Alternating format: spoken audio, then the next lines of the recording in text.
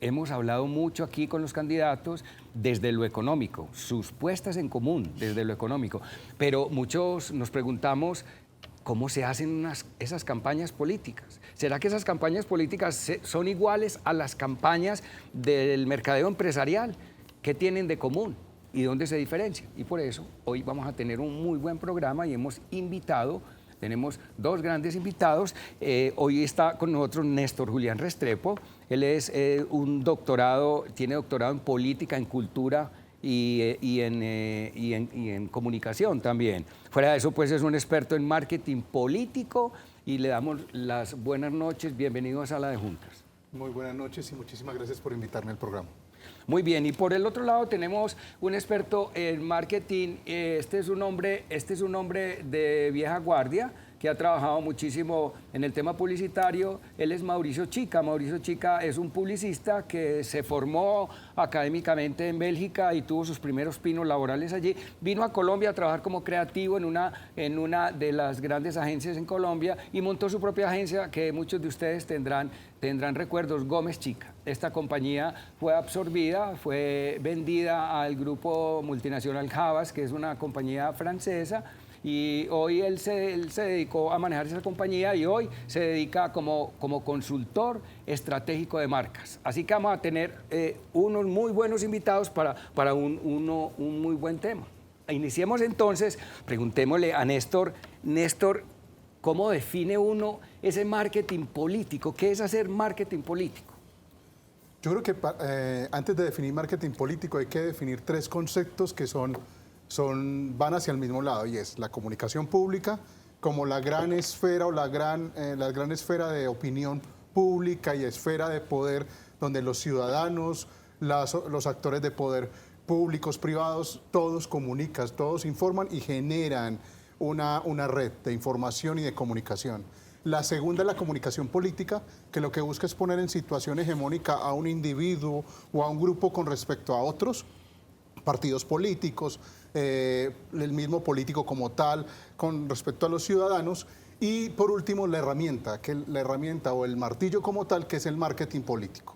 Y es una serie de estrategias comunicativas que van a ayudar a un político en un momento determinado a convencer, legitimar, persuadir para lograr el objetivo, que es llegar al poder y muchas veces quedarse en él. Eso sería el marketing político. El marketing político ha ido evolucionando, paulatinamente ha ido evolucionando las nuevas tecnologías de la información. En 1952 se evidencian los primeros estudios como tal donde las agencias de publicidad empiezan a ser parte esencial de las campañas de los partidos políticos. Pero luego es todo lo contrario, ya la política no se concibe sin todas las herramientas comunicativas. Por ejemplo, la televisión, el mundo de la videopolítica y ahora lo que llamarían la política 2.0 o más, donde las redes sociales, la internet, hacen parte fundamental de la forma en cómo el político tiene que difundir y sobre todo persuadir para lograr el objetivo, y es que voten por él. Así es, algo muy similar, Mauricio, a lo que se maneja en el tema del marketing empresarial. De alguna manera es igual. Obviamente hay unos medios más especializados para intervenciones de un político para discursos largos, ¿cierto? Para plantear sus proyectos, sus propuestas, etcétera, etcétera. Pero coinciden en los dos son marcas. Los dos son marcas. Está Argos, que lo mencionabas ahora, ¿cierto? Es una marca. Y un político no se excluye de ser una marca, es igual una marca. Como el Papa es una marca, como Cochise es una marca, como un jugador de fútbol es una marca. Y en ese sentido hay que evaluar cuáles son las capacidades la credibilidad que tiene, hay que medir la salud de marca de esa persona para saber si las propuestas que va a hacer, primero que todo, son confiables y segundo, creíbles. Ahí hay un tema bastante largo, pero que no lo quisiera meter todavía en el programa, Robert, porque es que cuando uno habla de mercadeo, hablemos en palabras muy simples para que todos estemos en el mismo tema. Uno lo que hace es hacer conocer su marca, hacer conocer su producto y después convencer convencer de que ese producto que yo tengo tiene un diferencial con respecto a la competencia y lo que necesito es hacer una intención de compra que me tiene que volver caja, es decir, lo que llamamos mueva la registradora, ventas. Pero ahí la explicación que nos brindan los dos invitados, incluso yo voy a aprovechar a lanzarles la pregunta a los dos, va muy de la mano. Porque es que, como lo decía el último invitado alrededor de la marca personal que se está gestando alrededor de los políticos, hemos visto cómo durante los últimos años y sobre todo con el fraguar de las campañas políticas, los partidos políticos no solamente en Colombia, sino en el mundo, han venido desapareciendo en términos de protagonismo y ha ganado un protagonismo, una personalización del candidato por encima del partido y sobre todo del candidato pero vendido como si fuese una marca. ¿Qué opinan ustedes de cuáles han sido, digamos, los determinantes de ese cambio? Que los partidos políticos hoy, no solamente en Colombia, sino en el mundo, hayan perdido esa fortaleza que tienen en la generación de campañas y estemos buscando es impulsar marcas personales. Un político que se vende tras una narrativa que en muchas ocasiones parece la narrativa de un personaje. Voy a tratar de sintetizar ese fenómeno y tenés toda la razón. El fenómeno se llama personalización de la política. Y es, en un primer momento, los partidos políticos era quien hacían la campaña. Nos decían el color, nos decían la ideología, liberal conservador en el caso colombiano, izquierda derecha en otras partes. De hecho, todavía siguen estando. La ideología no ha desaparecido, lo que ha cambiado y ha mutado es la narrativa que se usa. Sin embargo, las nuevas tecnologías de la información, en un primer momento, el cine, la radio, la prensa, eran perfectas e idóneas para hacer campañas desde el partido. Y en Colombia lo tuvimos, el colombiano y el mundo pertenecían a una lógica liberal conservadora. Sí. Pero luego pasamos a la televisión. Y cuando pasamos a la televisión, el primer cambio que hay es que disminuye la institucionalidad partidista y aumenta la personalización. Porque en televisión, en 30 segundos, tiene que aparecer una persona a ofrecerle a un público una propuesta, una idea. Y eso es lo que llamaría Giovanni Sartori el mundo de la videopolítica. Y es cómo yo puedo proyectarle a un individuo, generarle emoción y decir en pocos minutos que tengo en la televisión qué debo hacer. Pero llegamos a una tercera fase, que cuando aparecen las nuevas tecnologías de la información, las redes sociales, es lo que llamaríamos ahorita la política politiming, el entretenimiento. Hay más entretenimiento que racionalidad muchas veces, más emoción, menos contenido, y aparece totalmente un individuo lleno de consultores, asesores, que le ayuden a cómo se viste, qué debe decir, cuál es la propuesta que más emociona. Y cuando me refiero a emocionar, no necesariamente es a mantener con efusividad a las personas, sino con rabia, con miedo, con tener atento a un público determinado en un momento determinado. En estos momentos, en la campaña que estamos viviendo, es una evolución de esa política profesional de la televisión a una transición hacia las redes sociales, donde la política es netamente emocional y donde el contenido político que había antes, la propuesta, pasa a un segundo plano. O sea, si ustedes ven ahorita cómo se está disputando la campaña en la alcaldía, yo retaría a las personas que me digan cuál es la propuesta real de Federico Gutiérrez o la propuesta de Upegui, por ejemplo, que sería esa pelea. No, hay más la pelea y la puesta en escena de una discusión en un momento determinado, que a este le atropelló el carro, que este es corrupto, que este es tal cosa, que este es la otra. O sea, todo un fenómeno tipo novela, tipo entretenimiento, en el cual los ciudadanos llegan en un momento determinado y eligen por eso y obvian lo que teníamos antes, que era, usted se sentaba a ver un debate para ver cuál le ofrecía la mejor propuesta, y era un oferente de servicios. En eso vamos en estos momentos.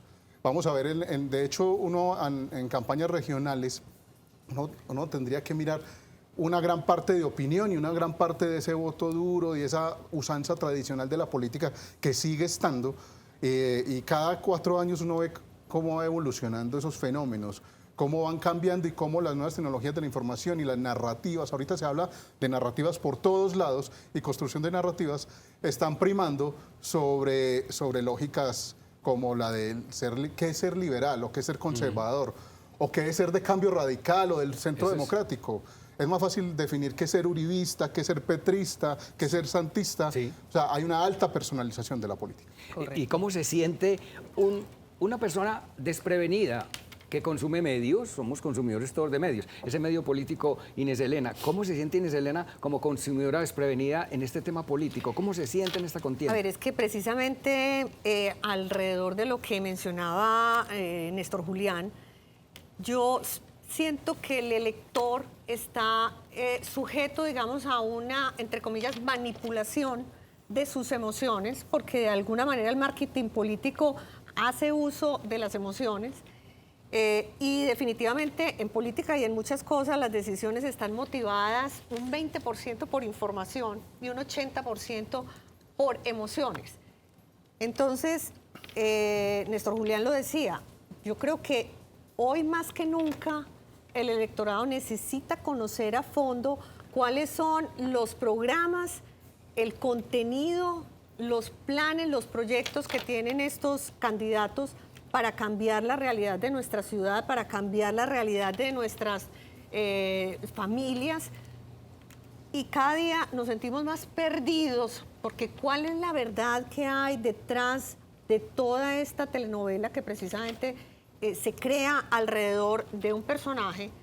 ¿Cuáles son las verdades que hay respecto a sus programas? ¿Y cómo entonces tiene que protegerse el electorado frente a ese manejo, digamos, del marketing político que exacerba muchas veces verdades a medias y que habla en los términos en los que quiere oír el elector, pero que no necesariamente está hablando y haciendo, digamos, que honor a propuestas verdaderas? Entonces, a mí me preocupa mucho eso, Álvaro, y no sé cuál es la recomendación, digamos, para los electores, porque tenemos allí en los televidentes un montón de gente que está diciendo, bueno, ¿y qué hago entonces? ¿Cómo me informo? ¿Cómo tomo las mejores decisiones? Ya vamos a mirar en el próximo segmento cómo vamos entrando en estos temas, porque por eso queremos calentar un poco esta reunión para ir aterrizando en qué es lo que debemos nosotros como consumidores finales de esa publicidad estar mirando, en qué nos debemos detener y demás. Bueno, ahora sí nos vamos de fondo. Estamos en sala de juntas tratando de establecer diferenciaciones y formas de hacer el mercadeo empresarial y el mercadeo político. Vamos a un tema, Mauricio, que es supremamente importante, donde tal vez hay mucho fondo, y es que finalmente sí, necesitamos hacer, conocer nuestro producto, sea un producto, un servicio o una persona, en este caso el tema político, ¿cierto? En este caso la persona, el candidato. Y hasta ahí yo digo que podemos utilizar ciertas variables muy similares en lo que tradicionalmente se ha trabajado en el empresarial. Pero cuando vamos a ese segundo paso de convencer, ahí hay un fondo muy grande. Es decir, aquí, y le vamos a dedicar unos minutos a esto, es porque realmente nosotros cuando estamos expuestos consumiendo publicidad de un producto o de un servicio, pues tenemos como una línea muy delgada y sabemos que no nos pueden engañar y que están protegidos. O sea, eso está muy protegido. Hay una ley que protege al consumidor final y que dice usted no le puede decir mentiras ni en la etiqueta ni en la publicidad. Usted no puede decir que el producto lo revive, usted no puede decir que ese producto le quita X o Y cosa, porque si no lo hace, entonces está sometido a una multa. Gran diferencia, Mauricio. Como Mauricio también ha hecho campañas, porque Mauricio ha hecho campañas políticas también importantes de algunos personajes importantes en nuestro departamento y en el país. Pero ahí es muy difícil, Mauricio, porque es que uno se compromete en el tema empresarial con el producto, con el servicio, pero ¿cómo se compromete uno en ese tema del convencimiento, de esa argumentación y demás? Eso se cumple. Hay una cosa muy particular. En países como Francia, como en España, incluso como en Estados Unidos, las épocas electorales es una fiesta realmente a la comunicación, a la claridad, es delicioso, el contenido es delicioso. Ustedes han visto la riqueza de conocimiento que tiene, o los argentinos también son muy buenos en eso. Muy buenos. ¿Ok? Ustedes han visto el conocimiento que tiene un taxista en Argentina. Sí, total. ¿Cierto? De la realidad política, y hablan de esto y aquello con fechas y esto y aquello. Vayan a España y hablen y vayan a Francia y... O sea, es una fiesta a la comunicación y a la transparencia, por llamarlo así. En Colombia, y debo no digo en este país, no, en Colombia pasa una cosa muy diferente. que pasa también con los productos empresariales. Llega la época de elecciones y no todo el mundo se rodea de expertos. No, déjame, yo hago, déjame el afiche, déjame, yo lo hago bien bacano, ¿cierto? Y la fotografía, eso me lo tomó una sobrina. Y la diagramación, vea, póngale aquí, pero que vea, diga que soy de tal partido, que ese partido es tal cosa. Aquí el número del consejo, aquí la foto mía, ¿cierto? No importa, un poncherazo. O sea, se empieza a jugar con la comunicación, que es un arte. Eso es un arte. Se hace de manera informal. Se improvisa. Y entonces, claro, como eso se vuelve, como no tiene unas reglas específicas, ni hay nadie, ni hay un director de mercadeo que le esté diciendo, no diga eso porque la marca, usted como marca no tiene suficiente credibilidad para hacer eso. Claro. Como están, es en un modelo de comunicación política muy primario, que es ahí donde, pero sí hay gente que se asesora ¿cierto? De verdaderos diseñadores de estrategia, de verdaderos diseñadores de su marca, cómo hay que ir modulándola. La agencia o el tipo o el cliente, en este caso el político, que pretenda construir una marca en un mes, sí. Y entonces empieza la va a construir a un mes, entonces dicen, mientras más vallas ponga mejor. Pero las vallas no dicen, es un caos. Es un caos porque finalmente la vía pública y los comerciales y todo, y salen y se consiguen unos horarios en la radio. Me llamo Jorge Julián Sánchez Vergara. Quisiera que la educación y esto y aquello, vote por mí. Él cree que con eso ya la persona dijo, bueno, Jorge Julián Vergara, ese es el hombre mío. Me gustó y voy a votar por él porque le creo. No, hay que estar midiendo siempre la marca bajo ese punto porque entonces ahí es cuando se vuelve antiético, porque es, hey, pero es que usted no se está dando cuenta que le están diciendo mentiras. Sí, pero los mismos políticos son los que causan este caos. Ahora, con lo referente al tono, igual que cuando uno le va a poner un tono a una marca, ¿cierto? Hombre, la voy a llamar que sea amable, cercana, ¿cierto? Y mi tono va a ser cercano. Hay un tono que es el más descarado en la historia de la humanidad, que es convencer a través del miedo.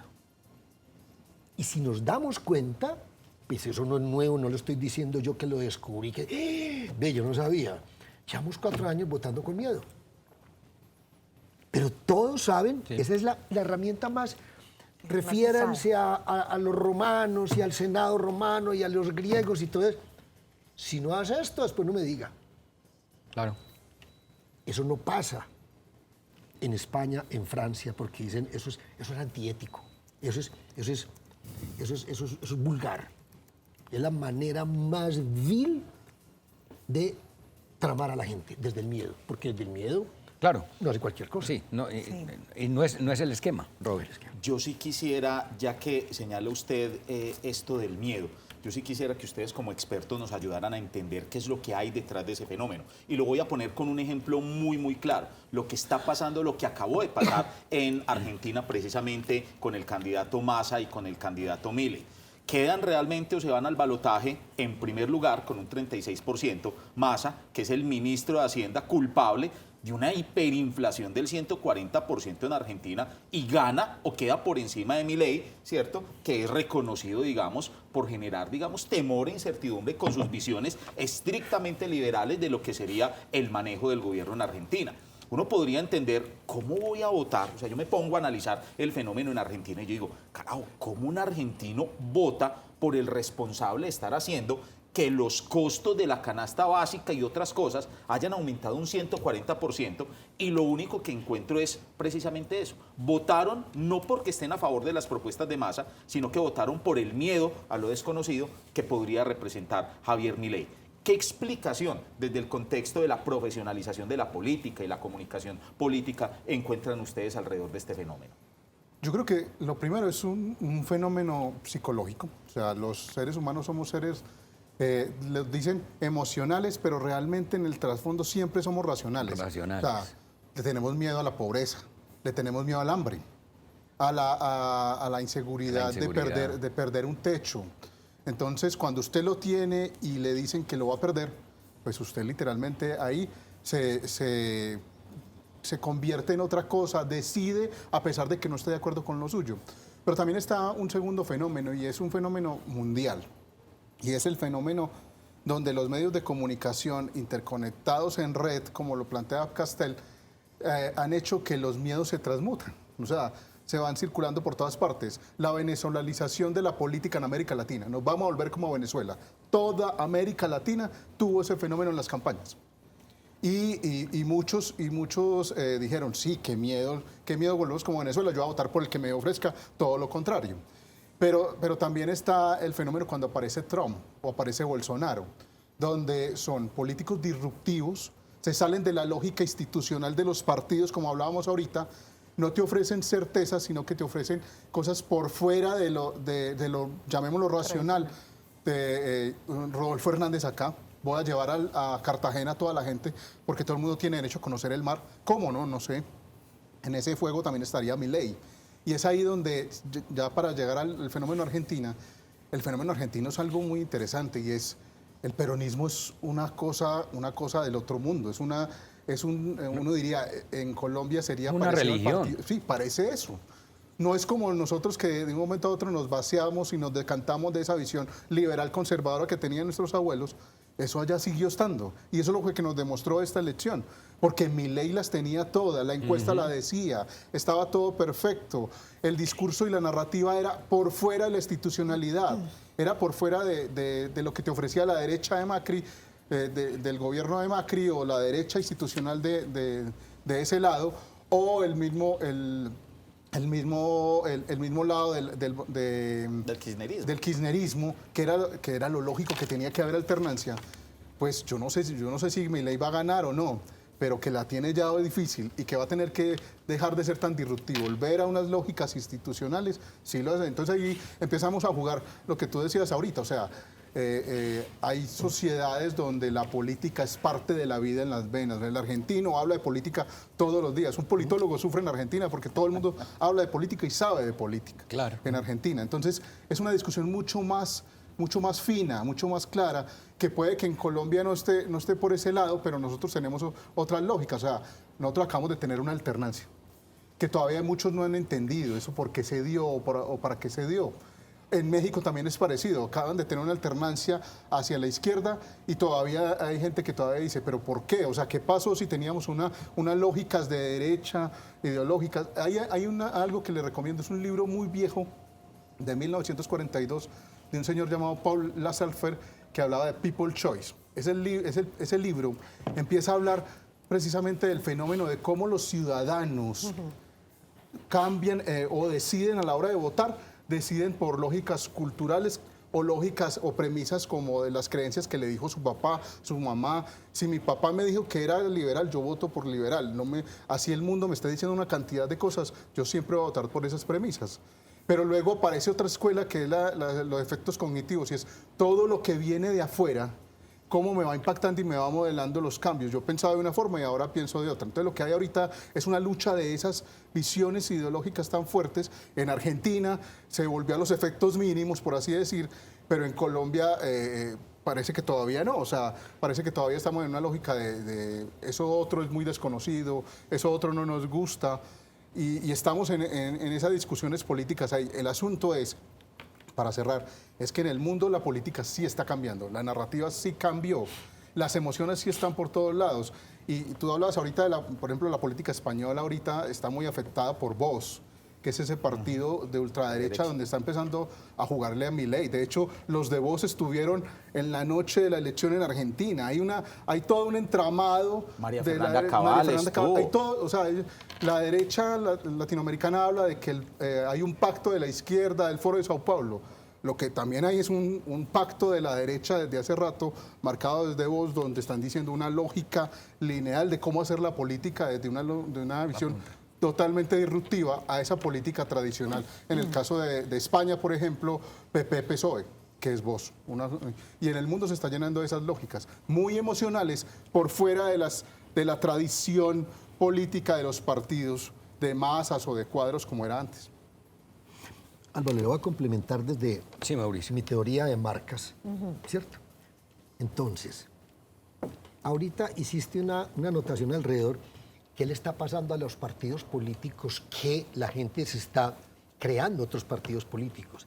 Simple y llanamente, de mi manera de mercadeo a partir de marcas, es ese partido político a su vez es una marca. ¿Ok? ¿Por qué ganó el contrario del argentino? Porque el peronismo sigue siendo una marca muy fuerte. ¿Ok? Hoy no quiero, pero ustedes, desde ese punto de vista, ¿a qué marca te pegarías vos de partidos en este momento con toda la tranquilidad del mundo entero? Es decir, te pegabas al Partido Conservador, la salud de marca del Partido Conservador está muy afectada, igual que la del liberal y la de Cambio Radical. ¡Ey! Estos nos han fallado, yo creí que estos se voltearon y todo el cuento. ¿Ok? Entonces uno también tiene en esto cuando yo digo, mire, bajo la metodología muy sencilla que manejo yo, pero es para que se diviertan y lo puedan hacer todos. Porque incluso podríamos ya saber quién va a quedar de gobernador y alcalde. Pero no se los voy a decir. Pero es simplemente bajo esta premisa. Sí. La salud de una marca está en estos dos ejes. El eje de dinamismo o innovación y el eje de confianza. Confianza es la capacidad de cumplir las promesas. Entonces yo tengo que estar midiendo cómo está la confianza de ese candidato y cuáles son sus propuestas. En la medida más alta confianza, más alto dinamismo, el éxito está asegurado, porque esas son las condiciones, confianza y dinamismo, para una relación personal. Si tú hay dos componentes en una relación personal, confianza y dinamismo. Hay unos que yo lo quiero mucho, pero se volvió tan aburridor, tan fofo, la misma bobada todos los días. No tiene nada. Igual con una marca de carros, es muy buena, pero ¿cómo que quedó? No cambia, todo, no todo. moderno. El dinamismo y la innovación son, pero impajaritables. En el mercado empresarial, en el mercadeo político, en las emociones, en todo. ¿Qué ha pasado? ¿Qué pasa con las religiones? Se bajó el nivel de confianza y se bajó el nivel de innovación. Mauricio, vamos a profundizar un poco más en ese tema, porque es que yo creo que ya estamos en el punto donde tenemos que hacer los análisis de por qué los esquemas se dan o no se dan. Eso va a ser muy importante. Pero le voy a aconsejar al terminar el programa que el eje de confianza se lo arregle, porque le veo ahí una raspadura muy grande, no sea pues que se nos vaya a desmayar. No, en el programa, ni mucho Mauricio. menos, hombre. Una pelea con un tigre ahorita entrando al estudio. Eso lo vamos a hacer en unos momentos. Vamos a un pequeño corte y ya estamos con ustedes de nuevo. Abramos el segmento haciendo un análisis de nuestros votantes, porque es que hoy los votantes son diferentes también. Es decir, hay una masa adicional que se ha agregado y son los jóvenes, Inés Elena. Sí, yo quería preguntarles a los dos, ¿qué tanto, digamos que esta contienda electoral ha tenido cambios fundamentales en las estrategias para ganar, digamos, esos adeptos a ciertos candidatos, teniendo en cuenta que tenemos una masa de jóvenes que ha venido cobrando muchísima importancia en las encuestas, muchísima importancia en el trabajo que vienen haciendo los candidatos para ganar, digamos, que un mayor número de votos? ¿Cuáles son los cambios fundamentales que uno puede ver en el desarrollo de las campañas y en las estrategias específicas de marketing político orientadas a capturar esa masa de votantes nuevos que son las nuevas generaciones y personas que estaban, digamos, que por fuera porque estaban acostumbradas, digamos, a los partidos tradicionales, y como hoy estamos hablando de nuevos elementos, de nuevos jugadores, pues tenemos, digamos, que unos nuevos también públicos de electores que seguramente están jugando un papel importante. Entonces, a ambos les quiero preguntar. Pues yo creo que lo primero es entender que la propuesta le está dando paso a la causa. Y es un fenómeno donde el nuevo elector, que es un joven, que es nativo digital y que diariamente se alimenta no solo de una sola forma de ver la comunicación o de que le difundan mensajes, como nos tocó a muchos con la radio y la televisión, por ejemplo, donde era unidireccional, donde se fabricaba un consenso. De hecho, lo quieren seguir haciendo. O sea, los medios tradicionales quieren seguir. Son los primeros que nos delimiten y nos dicen por quién hay que votar, los 2 o 3. ¿No han notado, por ejemplo, la discusión que hay sobre los debates? ¿Por qué no invitan sino solamente a los 2 primeros o los 3 primeros? Pues hay una fabricación de consenso. Lo que sucede ahora es que hay una explosión mediática. Ya no solo es la televisión, ya no solo es la radio. Pues un youtuber genera información. Todas las redes, lo que hay es canales y audiencias ahorita. Entonces, a partir de tantas audiencias y burbujas de información, imagínense que ahora el medio es una cantidad de burbujitas donde cada uno está y recibe y se alimenta con la información que quiere. Si vos sos animalista, te animaliza de lo animalista. Facebook, Si vos sos Twitter. feminista, solo de lo feminista. Pero el político tiene que convencerlos a todos porque necesita la votación de todos. Es ahí donde aparece una nueva narrativa. O sea, eso es lo que se llamaría, Gautier, un autor lo llamaría el arte de la teatralidad. Y es que la política tiene que convertirse tiene que tener altos contenidos teatrales, unas narrativas largas donde se cuenten historias, donde se narren principios como de héroe, de el bueno, el malo, la princesa y el héroe que va a rescatar a la princesa. En este caso, la princesa siempre va a ser la ciudad o el país que hay que rescatar. Y el héroe siempre va a ser el político o los actores que están detrás del político que van a solucionar el problema. Entonces se construyen narrativas para que la entienda esas nuevas audiencias. O sea, por ejemplo, los jóvenes con una herramienta como TikTok, ustedes ven ahí, ustedes vieron que de hecho es un fenómeno que es ridículo. Ustedes ven a político tan serio, un ministro de Hacienda como Oscar Iván Zuluaga, bajando por las escaleras eléctricas, bailando. Uno como adulto no lo entiende, pero los jóvenes puede que sí les esté llegando un mensaje diferente. O sea, son narrativas totalmente diferentes. Es más, hay fenómenos como que tú lo puedes explicar ahorita desde la publicidad y es un fenómeno, yo lo llamo el fenómeno del payaso, y es que en un primer momento es muy ridículo, tan payaso este político Rodolfo Hernández, en un primer momento haciendo ejercicio en TikTok o el pato, todo eso que vimos, en un primer momento es que payasada, pero lo volvés a ver y dice, este payaso tiene razón en algo, y luego lo volvés a ver y decís, es payaso, pero me gusta lo que dice, y cuando vas a ver la cuarta, ya lo aceptaste, y ese es el fenómeno de Trump. Trump era un payaso, literalmente, para la política norteamericana, y terminó siendo lo que todos vimos. Y es un fenómeno que va viniendo paulatinamente a partir de esas nuevas tecnologías de la información y cómo se va llegando. ¿Qué tan ético puede ser eso? Sí. Es muy difícil. Es que ahí hay algo, Néstor, y en la mesa que es muy importante. Cuando hablamos de ese nuevo grupo de lectores, de los jóvenes y demás, yo creo que no vinieron porque sean fans de una marca, o sea, de un partido político, o incluso de una persona, o porque los esté convenciendo un discurso, o porque estén convencidos de lo que están prometiendo. A mí me parece que esto ha llegado por el tema de las redes sociales. Es decir, toca un tema muy importante que es las redes sociales. En la medida que eso es lo que consume el joven, pues si están llegando por ahí, pues eso es lo que están viendo. Y entonces igualmente se están influenciando como nos influenciamos nosotros con los medios tradicionales o con las redes sociales, igualmente. Me parece que ese fenómeno es delicado. Muy interesante, y es que en la política ahorita se fue al show. Y los políticos se vuelven el showman. Sí. Entonces, literalmente el rockstar, o sea, Milei es un fenómeno del rockstar, de hablar duro, yo soy el león, y cautivar a un elector sin tener que decirle, le voy a solucionar el problema de desempleo, de una inflación al 150. No lo dice, simplemente dice, el problema es el Estado y lo va a quitar todo. ¿Sí? Y entonces, ¿cómo? No, porque el asunto es alguien que es capaz de cantarte una canción, de hacerte todo un show en un escenario como si fuera Maluma, como si fuera Shakira, no sé, cualquiera de esos, se vuelve muy similar ese fenómeno de un montaje en escena. Pero finalmente, ¿cómo garantiza el elector que tiene el contenido que finalmente es el que se va a desplegar en acciones y en obras en la ciudad. O sea, cómo proteger a los electores de tomar decisiones basadas en el espectáculo.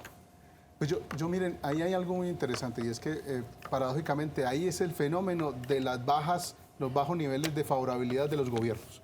Y es que cuando ese gobierno promete una cantidad de cosas a partir de esos escenarios, ese teatro, cuando llega al poder y el Estado tiene unas lógicas, unos tiempos, unos momentos, la gente no está esperando esos momentos.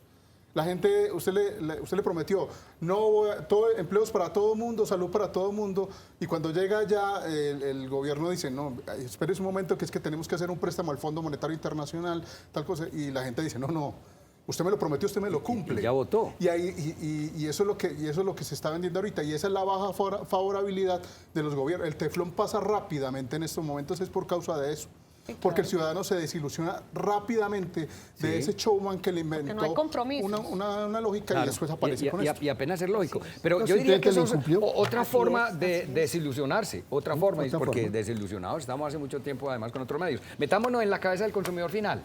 Pero mira una cosa, bueno, hablando de los jóvenes y consumidor final. Sí. ¿Quién de nosotros cuando tenía 18, 20, 22 años participaba en política? No era eso no era normal. El rol era de los papás, ellos son los que hacen eso. Absolutamente. ¿Ok? Pasan 20, 25, 30 años y esos jóvenes empiezan a observar, oye, esto que los hemos entregado es a manos de mi papá, de mi tío y de mi patrón y todo este cuento, y esto como que yo los veo cada vez más preocupados y yo cada vez me veo más preocupado, cada vez, me voy a meter a política. Esa es, digamos, la narrativa de esa lógica. Y nunca habíamos visto tanto joven interesado en quiero saber de política. Quiero saber de política porque yo no tengo, la conclusión es, ustedes no han sido capaces. Así de sencillo. Estamos aquí, es con ustedes que han votado. Claro. Nosotros vamos a votar.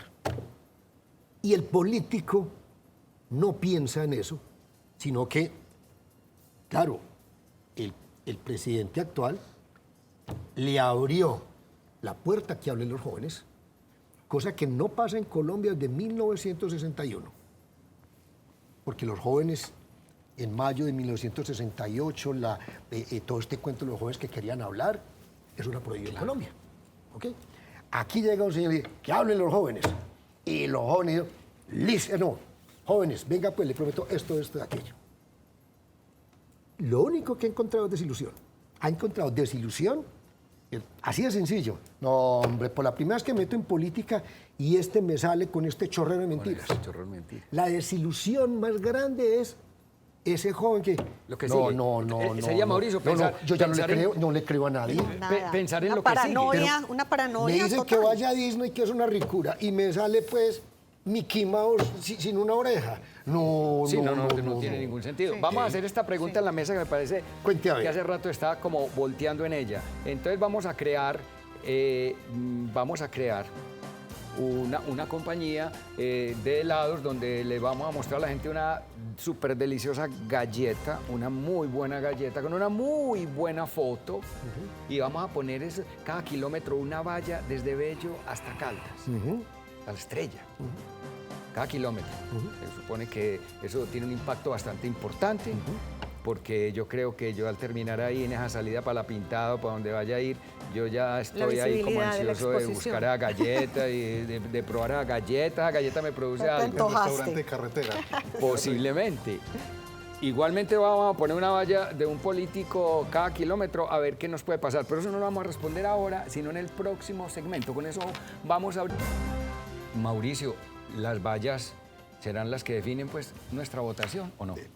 Eso es otra cosa que tiene el marketing político, que cree que se sale de unas reglas, de unas estadísticas que dicen, mire, usted debe tener tanto alcance y tanta frecuencia. Más frecuencia, pues lo medimos en productos masivos. Exponer un comercial más de, dependiente del producto, más de 5.6 veces en el mes, más de eso es perder la plata. Menos en no servirle para nada. También, igualmente. ¿Ok? Igual. Hay un Eso es nivel justo, eso es más o menos óptimo. lo que yo llamo la teoría del antibiótico. Se lo toma 8 días, 3 no le sirve, 10 está botando la plata. Y no se puede tomar un trago. Y no le puede tomar otra. Pasa maluco. Pasa maluco. Aquí, si yo fuera un empresario y me dicen, oye, voy a poner 15 vallas de aquí a Sabaneta, oye, el nivel de frecuencia es demasiado alto. Claro.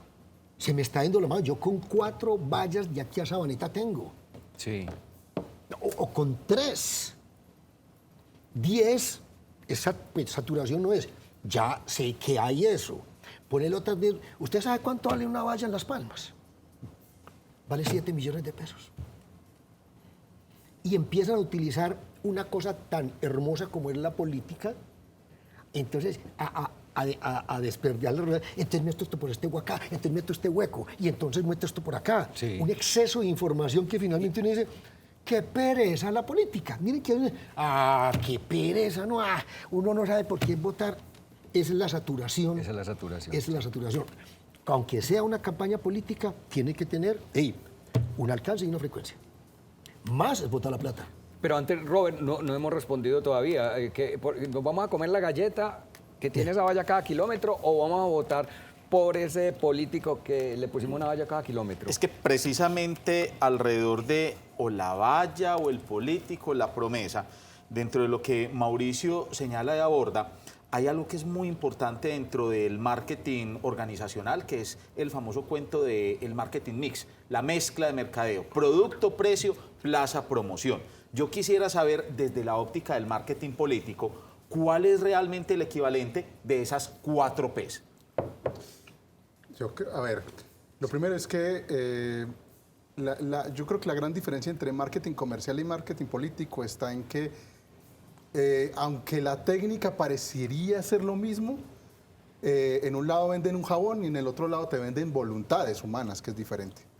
Segundo, se juega con la racionalidad o con la emoción del individuo, que puede mutar hasta el último segundo. En la urna usted puede cambiar esa decisión. Entonces es mucho más difícil. Tercero, está lo que hablábamos ahorita, de esos efectos mínimos, y es que usted de base, de principios, tiene unas creencias, tiene una forma de entender lo que lo quiere impactar, en este caso, un político y su propuesta. Entonces, ahí hay un juego muy diferente a lo del mercadeo, porque el mercadeo puede hacer que vaya y consuma la gaseosa, te la tomas y qué cosa tan maluca. Aquí vos tomas la decisión, pero el ciudadano sí hace ese examen de conciencia donde dice, me conviene o no me conviene, es bueno o no, es bonito o feo, que uno diría, cuando desaparecen los partidos aparece eso. ¿Habla bien o hablan mal? O sea, hay una cantidad de lógicas desde lo humano que estaría en lo político, y también está lo lógico emocional, o sea, del miedo. Me va a cubrir, claro, o me va a curar, o me va a solucionar el miedo que tengo, o me lo va a generar. Todo lo contrario, porque también por rabia voto yo. Entonces, yo creo que ahí estaría la gran diferencia de eso. Y ya para lo último, lo de las vallas, hay que tener en cuenta algo, y es que, y no sé, yo cuando asesoro campañas o le digo a mis estudiantes, mucho cuidado que una valla lo que hace en política es informar. Cuando literalmente en la comunicación política, el marketing, lo que buscamos es persuadir. Persuadir, convencer. Es que hay que convencer. Usted una valla lo que te sirve. Ahí está la respuesta. Y la política tradicional sigue llenando de vallas todos los municipios y diciendo vote por mí. Pero sí, venga, por lo menos póngale un mensaje persuasivo a esa valla. Lo que hablaba ahorita. Sí. En línea con eso, ¿cuáles son los errores? O sea, lo que no se puede hacer en marketing político. O sea, en estos momentos yo creo que lo que están botando la plata es jugándole a eso, y que todavía lo veo, no en Medellín, en las campañas de ciudad ya cada vez tienen mejor profesionalización. Sí. En las campañas de municipios sí veo eso, que le gastan toneladas de dinero a una valla sacando la foto y vote por mí. O sea, eso es información, no más. 10 promesas y 10... Y segundo, los meetings. Teléfono, eso no está... la foto del tío. Sí, eso que llaman meeting, o eso de salir y las hacer... Procesiones, procesiones de políticos. O sea, literalmente eso es de la usanza tradicional que sigue estando. Es muy gaitanista, muy juego de eso, pero ahora yo creo que hay que hacer una mezcla entre eso y las nuevas tecnologías de la información. porque la gente lo que hace es, lo que ve en el medio, quiere Claro, ir a buscar y claro. corroborarlo en algún lado y que se lo digan. Pero no es legítimo, o sea, no está convencido totalmente de lo que le digan en el medio no está convencido totalmente de lo que le digan allá el Así ciudadano es. en la calle. ¿Y qué La desconfianza es la clave en estos momentos y es cómo hago yo para generar mayor confianza como político ante los electores. ¿Y qué le vamos a decir a nuestro público? ¿Qué le vamos a decir en el tema de redes sociales? Las redes sociales, aparte del tema del mercado de medios tradicionales, que los hemos llamado ATL, las redes sociales conectan personas. Y la guerra sucia ha sido, sobre todo en todas las campañas, pero más que todo en este último... Y las ha fake news. sido, Y cada ha vez sido va a ser una peor. cosa- ¿Qué le vamos a decir a la Cada gente? Porque es 4 que años va a ser la gente peor. lo que se pregunta ya es, bueno, entonces le creo lo que acaba de salir ahí, no le creo, sí le creo. ¿Yo cómo hago para ver si eso sí es una falsa noticia? ¿Yo cómo hago para saber cómo manejo ese tema? Porque es que la gente, estamos enloquecidos todos, recibiendo sobre todo esta última semana, o sea, estamos recibiendo la de sobredosis. todo tipo de información. El tema de redes sociales, y como eso conecta a personas, entonces ahí me llega eso y se lo mando a mi grupo y se lo mando a mi gente, y eso se vuelve un árbol de Navidad muy corto, porque ya tenemos que despedirnos. ¿Qué le vamos a decir a la gente? Yo creo que la clave está en las mismas redes sociales y estamos hiperinformados. No se quede con la primera. O sea, si usted le llega por WhatsApp diciéndole y atacando a un político por tal y tal denuncia, que es muy malo por tal, pues Verifíquelo. verifique. Verifiquen Sí. en la misma red social si eso es verdad o no, porque si nos quedamos con esa, Eso es nos muy quedamos en importante. esa burbuja aislados diciendo que Petro tal cosa, tal otra, o que Sí. Uribe tal otra, No tal crea otra. todo lo que Nos le quedamos en la misma narrativa. Nos quedamos en un tema que nos parece bastante relevante, sobre todo que ya estamos, pues, próximo domingo estamos votando, ya tenemos nuevos gobernantes y demás, pero es supremamente importante que ustedes, los televidentes, lo tengan en cuenta esos consejos que les han dado respecto a redes sociales. Adicionalmente, pues estos esquemas son esquemas que funcionan más en lo empresarial, más no en el mercado político, donde hay fans políticos, y a pesar del escándalo, del tamaño del escándalo que surja allí, de todas maneras van a votar por la persona. Además, porque es que la corrupción es allá y es aquí también. Cuando yo voto, cuando yo dejo comprar, cuando me compran mi voto, yo hago parte de la corrupción porque conecto con la corrupción. Es decir, por 50.000 o 100.000 o morcilla o chunchurria, lo que le vayan a dar, un tamal, eso es conectar con la corrupción, porque es que eso verdaderamente es lo que no debe pasar en este país. Entonces, miren que esto lo tenemos que ver El global, voto lo tenemos consciente. que ver absolutamente todos. Este ha sido un programa, como todos los de Sala de Juntas, con muchas cosas para analizar. Dejamos unas cosas analizadas en mesa y otras para que ustedes se las lleven, las analicen, las compartan con su gente y demás. Les agradecemos este buen rato con nosotros. La próxima semana estaremos con otro gran tema en Sala de Juntas.